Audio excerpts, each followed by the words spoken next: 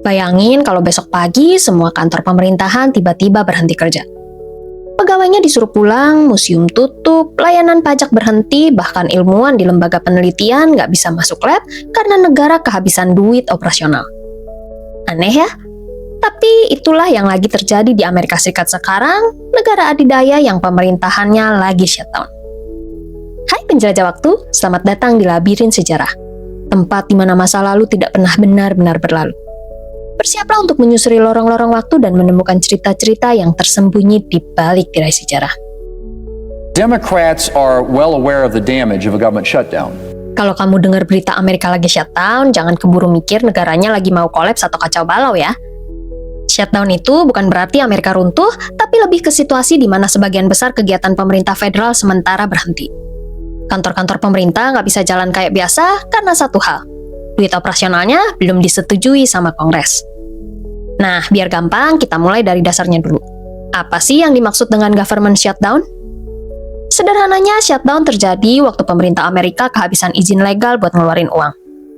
Jadi, tiap tahun, Kongres atau semacam DPR-nya Amerika harus nyetujuin yang namanya anggaran pendanaan tahunan atau appropriation bills yang jadi dasar hukum buat pemerintah belanja dan ngejalanin program. Tapi kalau dua kubu di Kongres yang biasanya Partai Demokrat dan Republik gagal sepakat soal isi anggaran itu sebelum batas waktu yang biasanya 1 Oktober, maka otomatis pemerintah nggak boleh pakai uang negara buat banyak kegiatan. Nah, disitulah kondisi shutdown dimulai. Begitu shutdown terjadi, semua lembaga federal yang dananya tergantung dari anggaran tahunan itu harus berhenti berjalan. Tapi nggak semuanya langsung tutup juga. Ada yang disebut layanan esensial kayak keamanan nasional, militer, pengendalian lalu lintas udara, rumah sakit veteran, atau layanan darurat. Mereka tetap beroperasi karena dianggap vital buat keselamatan publik dan keamanan negara. Tapi sisanya banyak yang harus berhenti sementara. Pegawai pemerintah pun kebagi 2 kelompok. Yang pertama, pegawai esensial, mereka masih harus kerja tapi sayangnya nggak digaji dulu sampai shutdown berakhir. Yang kedua, pegawai non-esensial yang dirumahkan sementara tanpa gaji. Istilah resminya furlough. Jadi bisa kebayangkan, jutaan orang di seluruh negeri bisa terdampak langsung dari gaji yang tertunda sampai kegiatan sehari-hari yang terganggu. Biasanya setelah shutdown selesai dan Kongres akhirnya nyetujuin anggaran, pemerintah bakal bayar gaji mereka secara mundur lewat undang-undang yang disebut Big Pay. Tapi ya tetap aja, selama shutdown itu berlangsung, banyak keluarga pegawai yang harus ngirit, bisnis kecil kehilangan pemasukan, dan masyarakat umum juga kena imbasnya karena layanan publik jadi terhenti. Dan yang perlu diingat, ini bukan pertama kalinya Amerika ngalamin shutdown. Shutdown di Amerika udah beberapa kali kejadian sejak tahun 1970-an karena perdebatan politik soal anggaran itu udah kayak langganan tahunan. Tapi meskipun bukan hal baru, dampaknya tetap aja gede. Baik buat ekonomi nasional, pelayanan publik, maupun kepercayaan warga sama pemerintah. Jadi setiap kali Amerika shutdown, dunia ikut ngelirik karena itu jadi sinyal betapa rumitnya tarik-menarik politik di negara yang katanya paling kuat di dunia. Shutdown Amerika tahun 2025 ini resmi dimulai pada 1 Oktober 2025, tepat pukul 00 dini hari waktu Washington DC. Jadi, begitu berganti ke tanggal baru, secara hukum pemerintah federal langsung mati mesin karena Kongres gagal sepakat soal anggaran buat fiskal baru tahun 2026. For your information, tahun fiskal di Amerika itu selalu dimulai setiap 1 Oktober dan bukan 1 Januari kayak kalender biasa ya. Nah, biasanya kalau pembahasan anggaran belum beres, Kongres bisa nyetujuin semacam dana darurat sementara yang disebut Continuing Resolution atau disingkat CR. CR ini semacam anggaran sementara biar pemerintah tetap bisa jalan sambil mereka lanjut berdebat di parlemen. Tapi tahun ini CR-nya juga gagal disahin. Alhasil pemerintah kehabisan izin buat pakai uang negara dan ya udah, shutdown pun nggak bisa dihindari. Begitu shutdown berlaku, sekitar 750.000 pegawai federal langsung di-furlough alias dirumahkan sementara tanpa gaji. Sementara itu, ratusan ribu pegawai lainnya yang masuk kategori esensial tetap harus kerja, tapi ironisnya tanpa dibayar dulu sampai situasi ini selesai. Jadi, bayangin aja, dari petugas keamanan bandara sampai dokter di rumah sakit veteran, mereka tetap kerja demi publik, tapi gajinya baru cair nanti setelah Kongres beresin masalahnya. Dampaknya langsung terasa di banyak sektor. Museum Smithsonian tutup, kebun binatang nasional juga nggak buka, taman-taman nasional di seluruh Amerika ditutup sementara. Terus kegiatan penelitian di lembaga penting kayak NIH atau National Institutes of Health dan CDC atau Centers for Disease Control and Prevention juga banyak yang berhenti sebagian. Para ilmuwan yang biasanya melakukan riset penyakit atau pengembangan obat harus nunggu dulu sampai pendanaan dibuka lagi.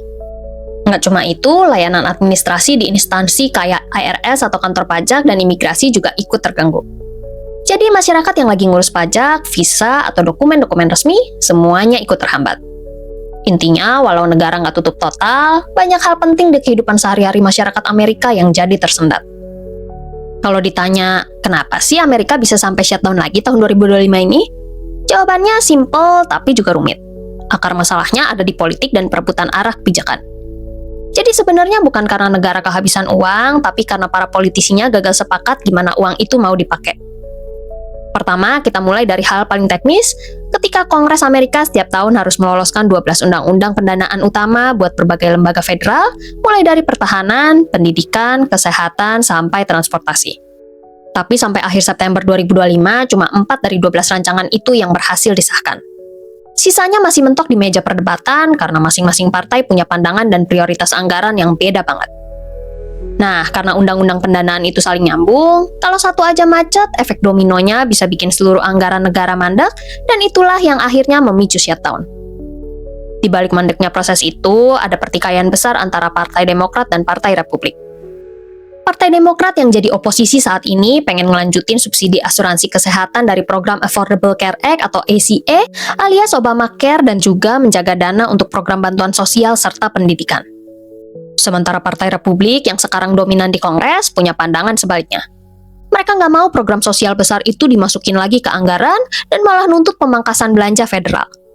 Selain itu, mereka juga pengen ngurangin bantuan luar negeri, terutama ke Ukraina dan Israel, yang selama ini jadi salah satu pos pengeluaran besar pemerintah. Situasinya makin panas karena Presiden Donald Trump yang balik menjabat sejak awal 2025 secara terbuka dukung kubu garis keras di Partai Republik.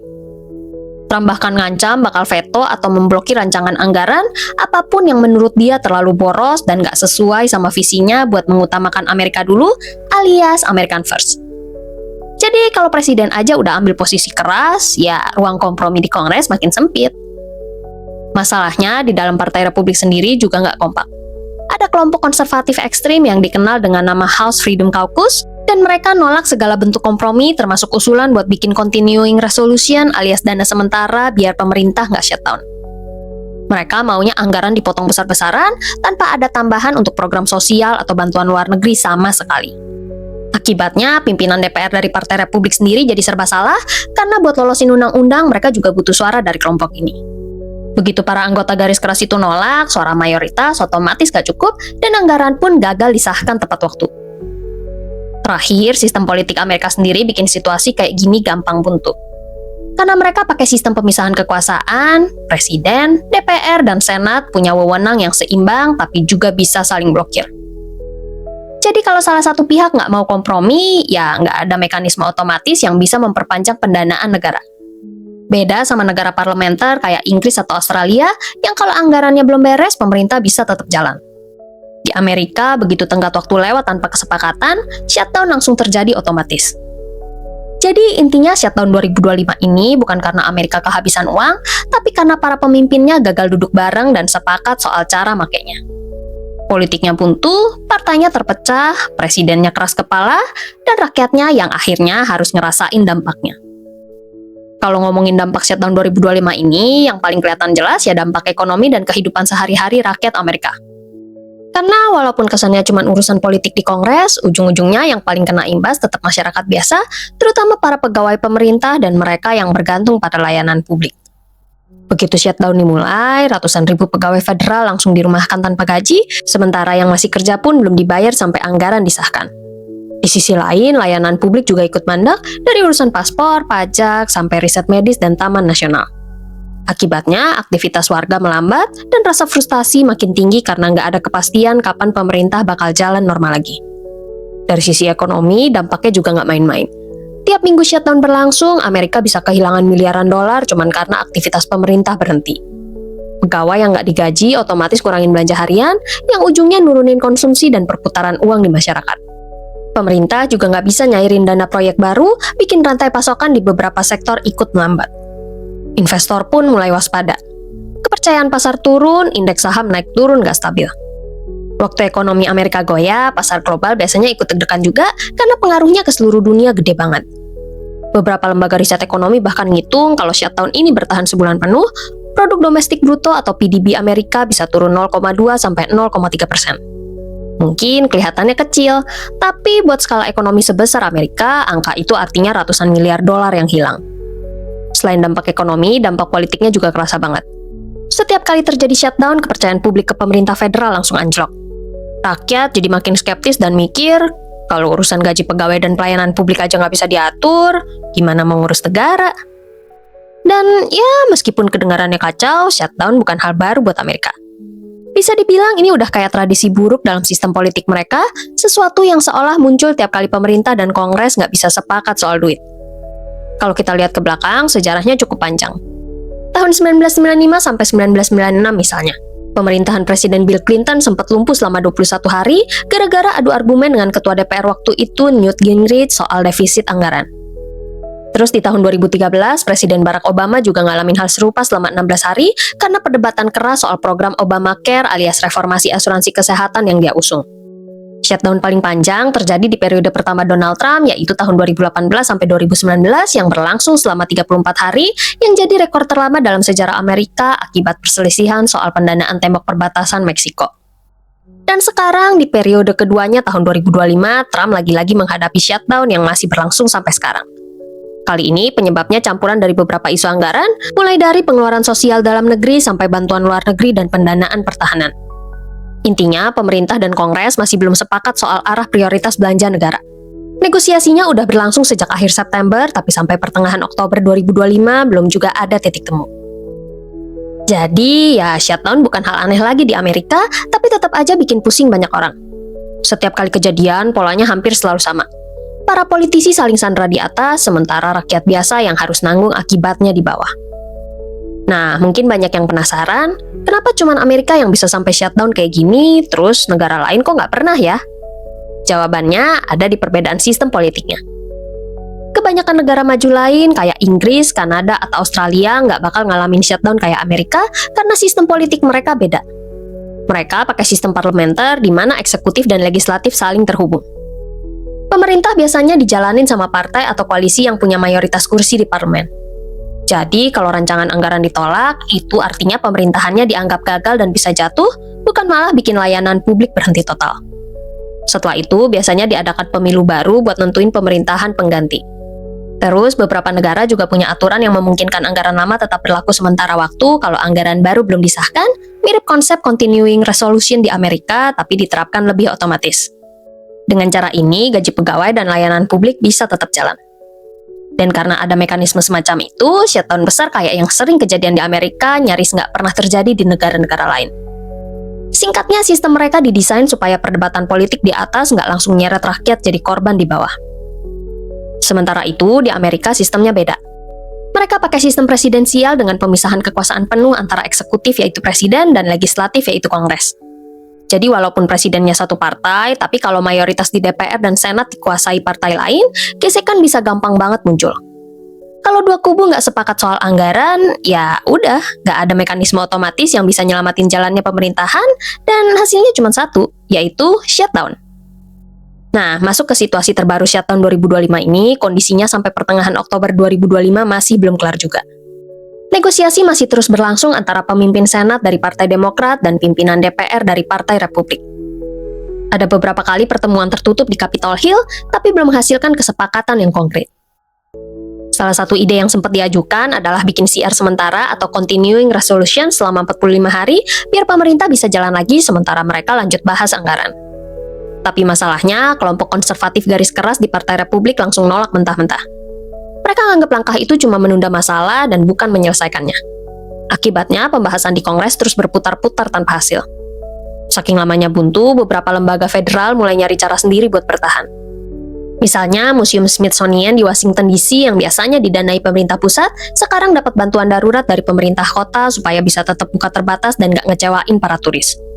Tapi tentu aja, solusi kayak gini sifatnya sementara dan nggak bisa diterapin ke semua lembaga federal. Dari sisi pemerintah pusat, Gedung Putih mulai kasih peringatan serius.